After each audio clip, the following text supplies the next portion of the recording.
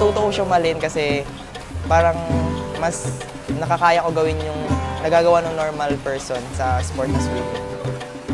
I'm Edmar Chimo Maclay, swimmer from NCR.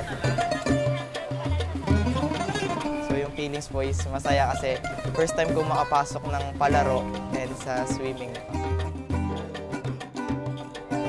Una po natutuwa kasi akala ko ma-discriminate ako kasi sa nakikita nila. Pero pag nasa swimming or nasa pool area ako, nagugulat sila. Tapos after naman nun, ina-approach nila ako and sinasabi nila natutuwa sila kasi sa nakikita nila.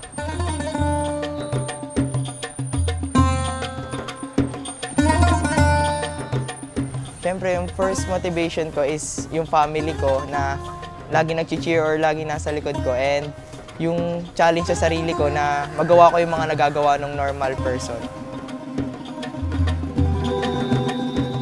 Ina-expect ko po na manalo. Ayun po yung inaano ko, mina-mindset ko na manalo, kaya nagtitraining ko. So yun, ini-aim ko naman po na maka-gold sa palaro, kaya ginagawa ko yung best ko.